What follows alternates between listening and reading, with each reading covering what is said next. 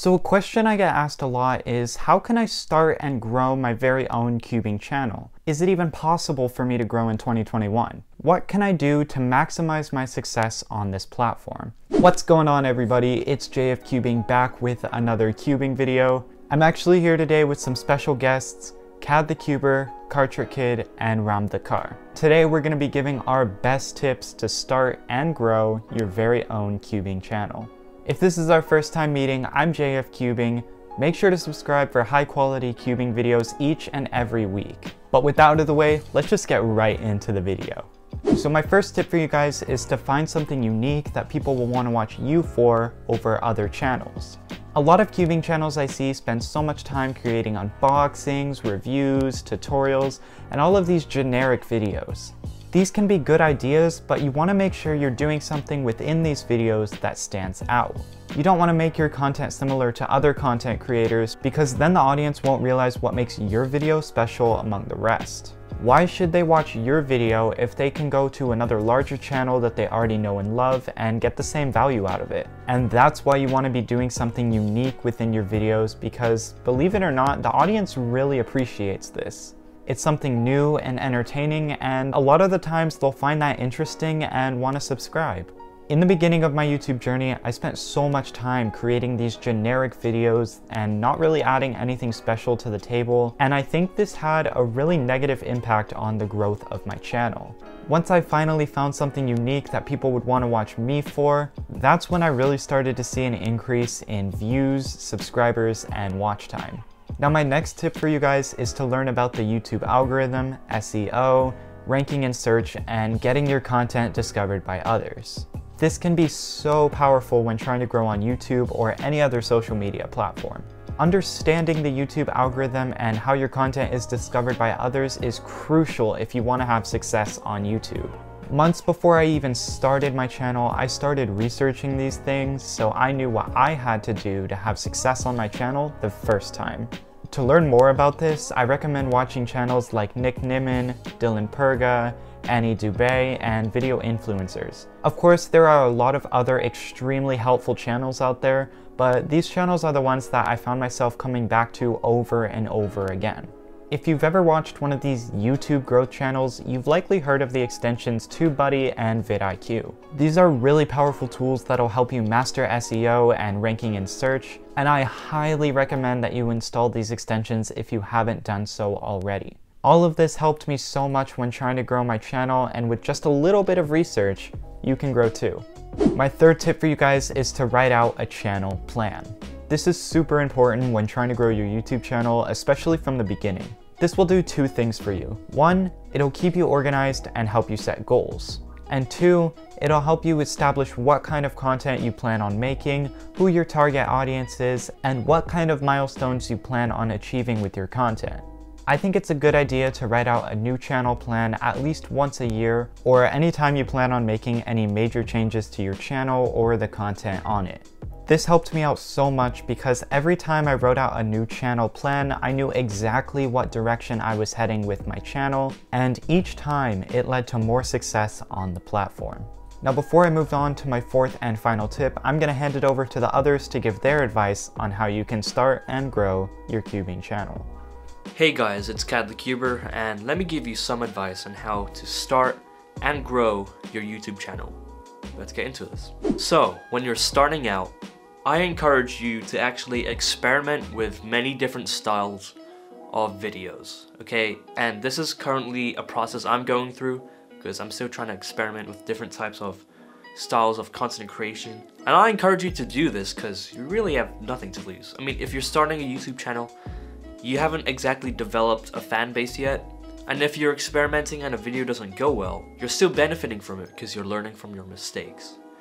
And that's why I recommend to actually experiment, especially when you're starting out your YouTube channel, to experiment with different styles of videos. Now let's talk about a misconception that people have when starting a YouTube channel, and that is quality is not everything, okay guys? For my videos, the videos that I make, I'd say that quality is a fair amount of an aspect of my videos, but really quality is not everything, and let me explain, okay? Some of you, I know, don't have like the best like equipment and all that, like I once was, because I was stuck on my iPhone when I started off. I'm gonna tell you now, there is definitely a way to have high quality videos, even with just bad equipment, you know? And to prove it to you, JFCUBING, which just so you know is like, yeah, the biggest cubing channel, he only uses his phone. And I say this because I want you guys to know that quality is not everything. And to elaborate on like the JFCUBING situation, there's one thing that helped him do well. And that brings me to my next and last tip, and that is to be unique, which is a tip that I got from a fellow cubing YouTuber. So, let me ask you this. How many cubing channels have you seen out there that make reviews? I'd say a lot. I am one of them too, but let me ask you this now. Do you think you contribute more or as much as those reviews that other people make? I'd say there's always a chance for that to happen. But if you make a review, which I don't recommend you do all the time, because if you're just making reviews all the time, it's way too generic, okay? But if you do make a review, I think you really need to work on making it a special video. Now for JFCUBING, his reviews, are just so high quality. His camera work, his audio quality, they're just great. And that's what makes him special. But now, when we're talking about JFCUBING, again, he only uses his phone. But what makes his reviews stand out is that they're so in-depth. He explains everything, and he explains them well. And even though that sounds like a small characteristic, it's actually a pretty big one. And because of his explanations and his in-depth reviews, I think that it contributes a significant amount to the cubing community. And that's what makes him unique. And for a cubehead, he's like a great in between. His quality is amazing. But what makes him like very, very unique is his style of videos.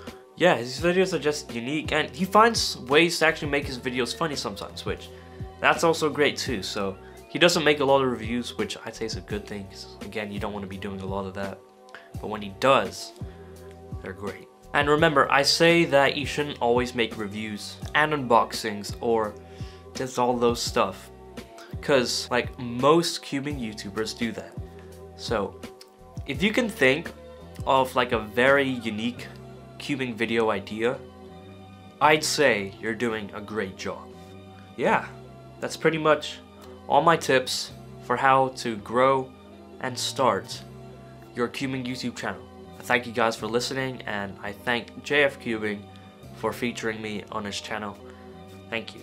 What's up guys, it's KardTrickKid, and huge thank you to JFCUBING for having me on this channel today. Now if you've been watching my content for a while, you know that my content used to be super bad. Anything I made before around August of 2020 was so bad, it was just so cringy and so horribly made. But one day I just said, why have terrible content when you can have good content? So then I started working really hard on my videos, and I'm here where I am today. There are so many times when I just wanted to give up and lost motivation for YouTube, but the cubing community and YouTube community as a whole was just so nice, and I persevered through my journey to 1,000 subscribers. Now, a good thing to note, if you're starting YouTube, you don't need expensive equipment. I make videos with my phone, my microphone is my Apple earbuds, and I edit with iMovie. That is like the most budget setup, and you don't need a DSLR and Premiere Pro to be really good. However, that might help. So yeah, that's pretty much what I've learned over my past 2 years of YouTube. Thank you again so much to JFCUBING for having me on this channel today, and yeah, thank you for listening. Hey guys, I'm Ram Thakkar, and I'm going to be talking about my YouTubing journey as a whole. So before this, I've had a couple of channels that have never really taken off, and for good reason, because the videos on there were absolutely terrible. However, in February 2017, I decided enough is enough, and I decided to start a brand new channel. At the start, the videos I made on here were a lot better than what they were on my previous channels. However, I still knew I had a long way to go. For the next 1 year, nothing really changed. I continued to upload consistently, and although the editing was not terrible, it was not amazing either, and the videos were decent at best. My subscriber count was growing really slowly, and I could not really find my groove. In around mid-2018, I got my own laptop. This allowed me to spend more time on my videos, and eventually my editing did improve. However, my subscriber count did not really go up. At that point, I started getting a little bored of YouTube. I did not completely quit. However, I started uploading very rarely. I would barely upload a video every 2 or 3 weeks, and the YouTube charm for me was slowly going away. In around August 2019, when I barely had 400 subscribers, I found out that I was the most subscribed cubing YouTuber of my entire city. This brought about a new spring in my step, and I realized that there were actually people who enjoyed my content. From then till around March 2020, I continued to upload weekly. I was getting a good amount of views and likes on my videos. However, my subscriber count just wasn't going up. In March 2020,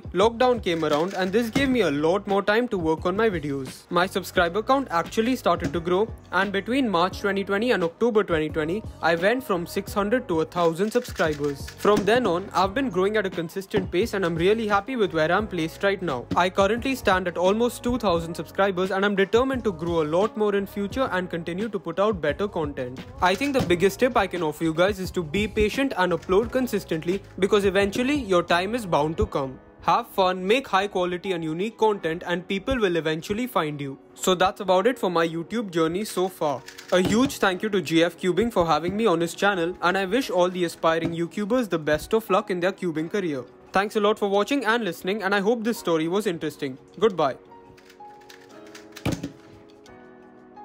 Alright, massive thank you to KADtheCuber, KardTrickKid, and Ram Thakkar for hopping onto this video. Make sure to subscribe to all of them if you haven't done so already. Definitely go check them out. So my fourth and final tip for you guys might come as a surprise, and this is don't worry about the numbers. Just have fun. So you might be watching this and thinking, wait, I thought you wanted me to gain more views, watch time, and subscribers, and now you're telling me not to worry about all of that? Well, views, subscribers, watch time, money, those are all really great benefits of creating content on YouTube, but you really shouldn't be spending a lot of time worrying about it. And it certainly shouldn't be your main focus on YouTube, and here's why. YouTube should be something that you do for fun, not something that you do for the fame and the money. When that is the goal, oftentimes YouTube can feel like a chore, something you have to do rather than something you want to do. Yes, people can and have turned YouTube into a full-time job, and that's okay too, because these people often really love making content for others,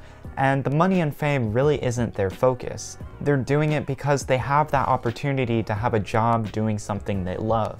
They worked really hard and waited patiently for these things to come. It may not happen right away, but work hard, stay positive, and you'll get there someday too. Anyways guys, that's gonna wrap it up for this video. I hope you guys found this video helpful, whether you're just starting out or you already have a well-established audience. If you guys enjoyed the video, be sure to give it a thumbs up and subscribe to the channel if you haven't done so already. I wanna thank you guys so much for watching today's video, and until next time, bye.